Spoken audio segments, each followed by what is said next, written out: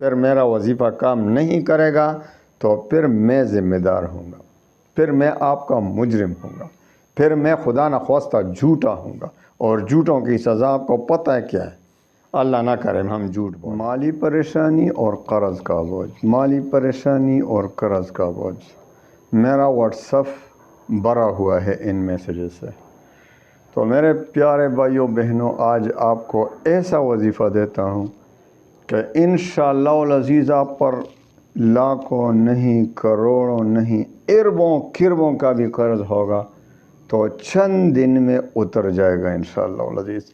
ایسا آسان، ایسا تیر بہدف وظیفہ آپ کو بتا دوں، ایسا وظیفہ جو ہمیں اپنے مشائخ سے ملا ہے اور آپ کو اجازت کے ساتھ دیتا ہوں انشاءاللہ، تو آپ اس کی طاقت خود اپنی آنکھوں سے دیکھیں گے، آپ کو پتہ چلے گا۔ آپ اس کو شروع کریں گے تو پہلے ہی دن آپ کو انشاءاللہ اس کے کمالات، کرامات خود آپ کو دکھائی دینے لگیں گے انشاءاللہ۔ ایسا وظیفہ ہے، اور آج تک جس نے بھی یہ وظیفہ کیا ہے صحیح طریقے سے، میرے ہدایات کے مطابق، میری اجازت سے، کوئی بھی آج تک محروم نہیں رہا۔ تو انشاءاللہ آپ بھی محروم نہیں رہیں گے۔ آپ کو انشاءاللہ ایسی جگہ سے رزق آئے گا کہ آپ کو وہم گمان بھی نہیں ہوگا۔ ایسا آسان وظیفہ، بس صرف آپ نے 2 رکعت کے چاشت نماز میں آخری سجدے میں صرف چھوٹا سا کلمہ پڑھنا ہے، اور پھر دیکھیں اس کے کمالات۔ ویسے ہی چاشت کی نماز جو پڑھتا ہے نا، آپ کو پتہ ہے چاشت کی نماز جو بھی پڑھتا ہے اس پر سے رزق کی تنگی ختم ہو جاتی ہے، فراہی میں بدل جاتی ہے۔ اس کو ایسی جگہ سے رزق ملتا ہے کہ اس کو وہم گمان بھی نہیں ہوتا۔ تو چاشت کی نماز کو اپنے معمول میں رکھیں، یعنی 10-11 بجے کے ٹائم یہ نماز پڑھا کریں۔ تو آپ نے ایسا کرنا ہے 2 رکعت، 4 رکعت، 6 رکعت، 8 رکعت، 10 رکعت، 12 رکعت، جتنے بھی آپ کی مرضی۔ تو آپ نے ایسا کرنا ہے کہ اجازت عام ہے، کوئی بھی اجازت نہ مانگے، میرے وظائف کی اجازت عام ہوتی ہے۔ الحمدللہ وکفا وسلام علی عبادہ الذین اصطفیٰ، اما بعد فاعوذ باللہ من الشیطان الرجیم، بسم اللہ الرحمن الرحیم۔ السلام علیکم ورحمۃ اللہ وبرکاتہ۔ پیارے بھائیوں بہنوں، آج کل مہنگائی کا دور ہے، ہر طرف فریادیں سنائی دے رہی ہیں کہ بھائی رزق کی پریشانی ہے، بھائی مجھ پر کروڑوں اور لاکھوں کروڑوں، اربوں کربوں کے قرض ہیں، سالوں کے قرض دنوں میں انشاءاللہ ختم، سال ہا سال کے قرض چند ہی دن میں انشاءاللہ ادائیگی، یقینی ادائیگی۔ تو آپ ایسا کریں کہ اجازت عام ہے، کوئی بھی اجازت نہ مانگے، میرے وظائف کی اجازت آپ کو پتہ ہے عام ہوتی ہے۔ ہاں، 4 شرائط ہیں جو میرے اپنے ذاتی مفادات کے لیے نہیں ہیں۔ دیکھو، 5 وقت کی نماز فرض ہے، وہ میں نے تو فرض نہیں کیا نا، اللہ نے فرض کیا ہے۔ تو جو فرض نماز نہیں پڑھتا، اس میں کوتاہی کرتا ہے، اللہ تعالیٰ اس سے ناراض ہو جاتا ہے۔ جب اللہ اس سے ناراض ہوگا تو اس کا وظیفہ کون قبول کرے گا؟ مجھے یہ بات سمجھا دیں، کیونکہ بہت سے لوگ کہتے ہیں کہ یہ 3 نمازیں تو پڑھتا ہوں، 2 رہ جاتی ہیں۔ یہی مطلب ہے ہوگا کہ عشاء اور فجر کی نماز رہ جاتی ہے۔ بعض کہتے ہیں 4 تو پڑھتا ہوں، 1 رہ جاتی ہے، یعنی فجر کی نماز۔ تو میرے پیارے بھائیوں، اللہ نے کتنے نمازیں فرض کی ہیں؟ 5 نمازیں، اور ہمیں پھر بھی ثواب 50 کا ملتا ہے۔ اللہ اتنے کریم ہیں۔ تو آپ نے 5 وقت کی نماز پابندی کے ساتھ پڑھنا ہے۔ پھر میرا وظیفہ کام نہیں کرے گا تو پھر میں ذمہ دار ہوں گا، پھر میں آپ کا مجرم ہوں گا، پھر میں خدا نخواستہ جھوٹا ہوں گا، اور جھوٹوں کی سزا آپ کو پتہ ہے کیا ہے؟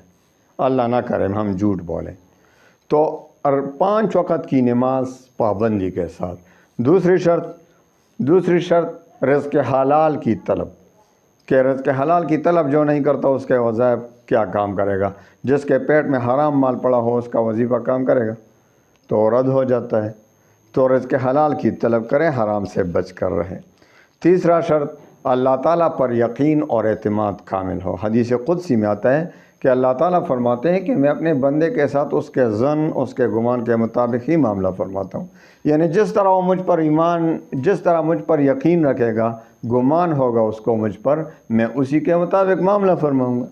تو ایک خوش نصیب شخص جو وظیفہ پڑھ رہا ہے، دعا مانگ رہا ہے، لیکن یقین کے ساتھ کہ اللہ تعالیٰ ضرور میری دعا قبول کرے گا، میرا وظیفہ قبول کرے گا، میری فریاد سن لے گا، بڑا مہربان کرم کرنے والا ہے، تو اس کی دعا اس حدیث قدسی کے مطابق قبول ہو جاتی ہے، وظیفہ کام کر جاتا ہے اور بیڑا پار ہو جاتا ہے۔ اور جو بدقسمت شخص وظیفہ بھی پڑھ رہا ہے، محنت بھی اٹھا رہا ہے اور دعائیں بھی مانگ رہا ہے، لیکن ساتھ ہی یہ کیا کہتے ہیں، یار میں نے تو زندگی میں بہت سے وظائف پڑھے، کبھی قبول نہیں ہوئے، چلو یہ کسی مولوی صاحب نے یہ وظیفہ دیا، یہ بھی کر لیتا ہوں، چلو اتنے وظائف پڑھیں تو یہ بھی کر لیتا ہوں، ہو سکتا ہے کام کر جائے۔ تو میرے پیارے بھائیوں بہنوں، اس کو تو پہلے سے شک ہو رہا ہے، اس کا وظیفہ کام کرے گا؟ کبھی بھی نہیں کرے گا، کیونکہ اس کو شک ہو رہا ہے۔ تو اللہ پہ شک نہ کریں۔ اور آخری شرط، چوتھا اور آخری شرط، آپ وظیفے کا تلفظ ٹھیک ہو، یعنی جو وظیفہ اب میں دے رہا ہوں اس کے وظیفے کا چند ہی الفاظ ہیں، لیکن اس وظیفے کا تلفظ تو ٹھیک پڑھنا ہے۔ غلط پڑھیں گے تو پھر تو کام نہیں ہوگا، تو صحیح طریقے سے تلفظ ٹھیک کریں۔ اب آتے ہیں ان شرائط کے مطابق پھر وظیفے کی طرف۔ آپ نے 4 کی نماز پڑھنی ہے پابندی کے ساتھ، خواہ 2 رکعت کیوں نہ ہو، 2 رکعت ہو، 4 رکعت ہو، میں نے پہلے بتایا 12 رکعت تک جتنے بھی پڑھ سکتے ہیں، تو 2 رکعت ہوں یا 4 رکعت، اس کے آخری سجدے میں، اس کے آخری سجدہ جب آپ 2 رکعت پڑھیں گے، اس کا آخری سجدہ ہوا، اگر 4 پڑھیں گے تو آخری، یعنی اس 4 کی نماز کے آخری سجدے میں آپ نے سب سے پہلے سبحان ربی الاعلیٰ پڑھنا ہے، جس طرح آپ پڑھتے ہیں 3 بار یا 5 بار یا 7 بار۔